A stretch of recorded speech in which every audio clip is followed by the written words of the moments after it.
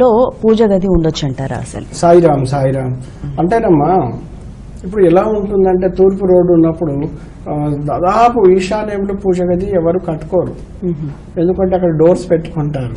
అదే పడమర రోడ్డు ఉన్నప్పుడు మనకు పడమర ముఖద్వారం అవుతుంది. అప్పుడు వాళ్ళకి ఏంటంటే డ్రాయింగ్ అనేది పశ్చిమ వాయువులో వస్తుంది, చాలా బాగుంటుంది. నైరుతిలో బెడ్రూమ్ ఉంటుంది, ఆగ్నేయంలో వంట ఉంటుంది.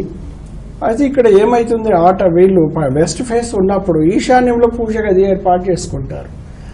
వాస్తవానికి నేను చాలాసార్లు అంటాను, ఈశాన్యానికి ఈశ్వరుడు అధిపైతే ఈశాన్యంలో పూజ చేస్తే దారిద్ర్యం అంటే దరిద్రులు అవుతారు. నేను 100 ఇండ్లు చూశానండి, 100 ఇండ్లు చూశాను. ఎక్కడో ఒకటి రేరుగా, అంటే మిగతా 90% బలంగా ఉన్నప్పుడు ఒక 10%, 100 రూపాయలు 10 రూపాయలు పోయినప్పుడు 90 రూపాయలు వస్తున్నప్పుడు పెద్ద సమస్య కాదనిపిస్తుంది. కానీ అలాంటి గృహాలకు ఉత్తరవాయు వీధి పోతుంది. ఎగ్జాంపుల్ చెప్తున్నాను, అంటే బెడ్రూమ్స్ డోర్ కానీ వాయువులో డోర్స్ ఇవన్నీ హైట్ లో ఉండి ఈశాన్యంలో డోర్స్ అన్ని డౌన్ ఉండి, అంటే లెంటల్ లెవెల్ మెయింటైన్ చేయనప్పుడు ఇలాంటి, అంటే ఒక్కొక్క దోషాన్ని బట్టి ఈశాన్యంలో పూజ కుదురున్నప్పుడు 100% ఉండకూడదు, అది వాస్తు దోషం. దానికి ఇతర దోషాలు తోడైనప్పుడు చెడు ఫలితాలు బాగా ఇస్తుంది. ఆ ఒకటే దోషం ఉన్నప్పుడు అది ఇవ్వాల్సిన చెడు ఫలితం ఇస్తుంది. ఎందుకంటే ఈశాన్యం మూతపడుతుంది.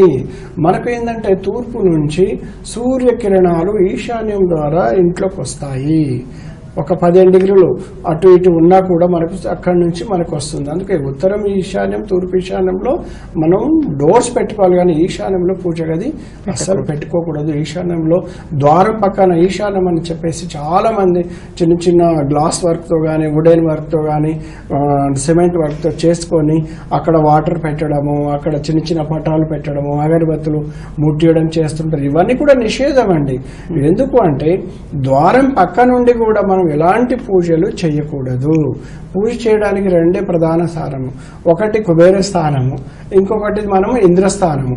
తూర్పు భుజాన్ని 9 సమభాగములుగా విభజించి 2 భాగాలు ఆగ్నేయము, 2 భాగాలు ఈశాన్యము, మధ్యలో ఉన్న 5 అంటే 5 పార్ట్స్ ని ఎక్కడైనా మనకు అంటే డిజైన్కి ఇబ్బంది కలగకుండా ఇంద్రస్థానంలో పూజ గది చేసుకోవాలి. అలాగే కుబేర స్థానంలో కూడా 2 భాగాలు వాయువు, 2 భాగాలు ఉత్తర ఈశాన్యము, మధ్యలో 5 భాగములు అంటే 5 పార్ట్స్ కుబేరుడి స్థానం. డిజైన్ కానీ హాల్ కానీ రూమ్స్ కానీ ఎక్కడ ఇబ్బంది కలిగించకుండా అక్కడ సౌకర్యవంతంగా పూజ గది ఏర్పాటు చేసుకుంటే మంచి ఫలితాలు వస్తాయి. ఓకే గురుగారు.